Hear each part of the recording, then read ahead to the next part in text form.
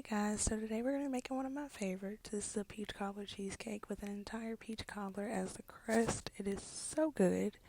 We're going to get started by making our pie crust. I'm just measuring up some all-purpose flour, leveling it off, and then dumping it into the bowl. I know I've stressed multiple times how important it is to sift. Not so much for this one, because you'll be taking a fork and cutting that butter and Crisco into the flour, so it doesn't really matter if you sift. You'll get it nice and smooth. So we're gonna roll that down. You're gonna go in with some butter. This is fresh out of the fridge. You want cold butter. I slice it long ways and then I just slice it and make little cubes. Drop those all into the flour. I'm gonna go in with some more butter. Don't do half and half. Some people do half Crisco, half butter. I love butter. I use a lot of butter, a little bit of Crisco. Almost like Paula Deen, just, minus the racism. But you can never have too much butter. So here's the last of that specific stick of butter. And then we're gonna take our Crisco. I prefer the sticks just because it's easier to use and I'm lazy, but you can do whatever you want. So if you want to use a tub and drop dollops, you can do that. Here I go cutting up some more butter because, again, you can never have too much butter. And here's what that looks like. So we're going to take that fork and just cut the Crisco and butter into the flour. This takes forever. I sped this up so much because I think before I cut this part of the video, it was like 10-15 minutes total, maybe 20, of me just cutting the butter and Crisco into the flour.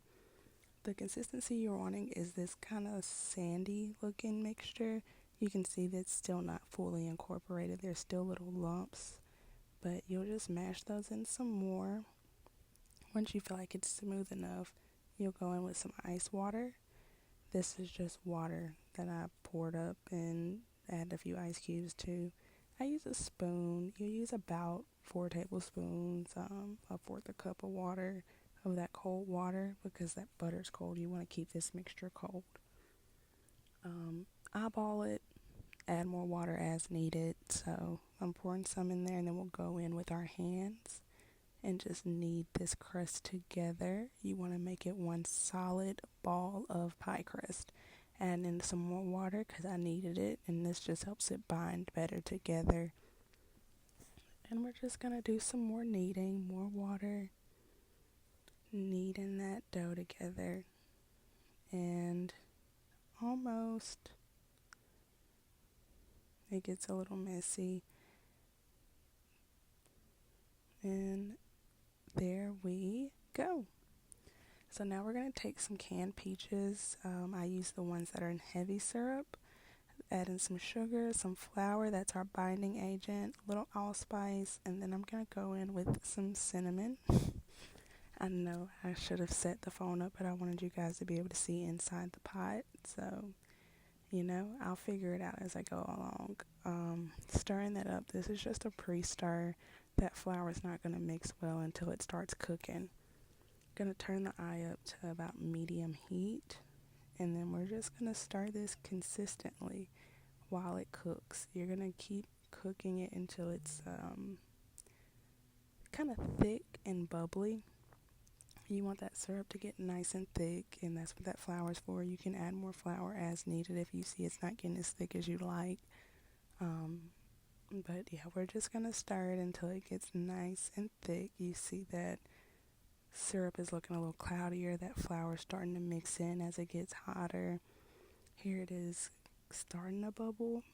It's nice and hot, and you want those peaches to be really tender too. Kind of a rolling bubble now. Still stirring. It's not quite ready yet. You don't want to rush this process. So here is check number 1 for the syrup, and as you can see, still too runny. Not quite there, but close. We're getting there. You can tell. So I'm going to stir that up some more and just let it cook. I don't rush this. Here's our final check, and look at that syrup. This is perfect in my opinion. It'll get a little thicker once it cools too, so you don't want it to be too thick, but again, that's all preference. And we're just going to turn that off. It's done. So a couple more stirs.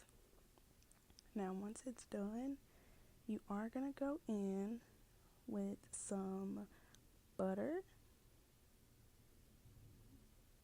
some vanilla bean paste. I use Watkins brand. You use whatever you want though. And you're just stirring until that butter is fully melted. This is a hot mixture. It doesn't take long. Stirring it until it is all mixed in and you're done. I skipped the part where I laid my pie crust out in the pan and baked it. I just pre-baked it for a little bit. I just couldn't figure out how to set the phone up where you get a good view of it.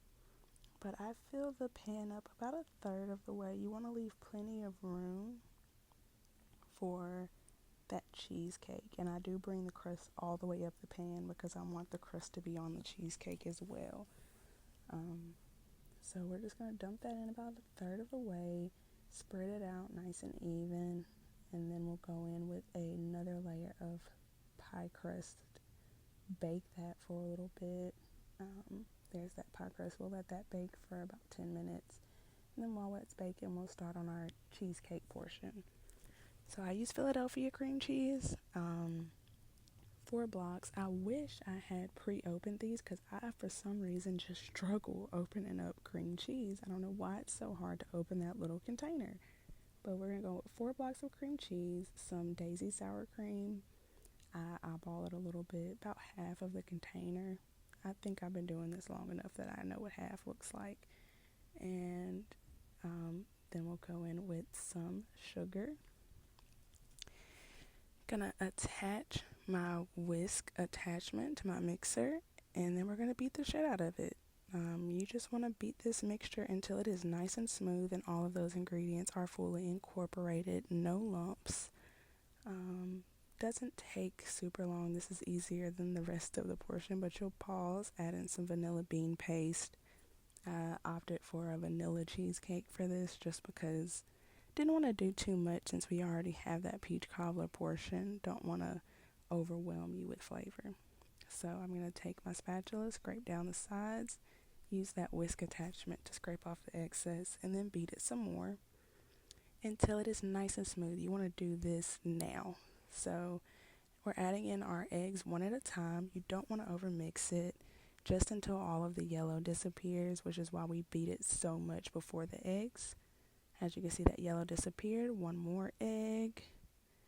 And I'm going to take my spatula here and just kind of scrape those sides down to make sure it all gets mixed in well. Then we'll add in that last egg. Again, you don't want to overmix once you add the eggs in. So you get it as smooth as you can. And then you turn it off. Take your spatula, bang with the whisk on the side, of course. And then take your spatula and just kind of fold it until everything is fully incorporated, because that mixer will overmix that cheesecake and it won't bake up right.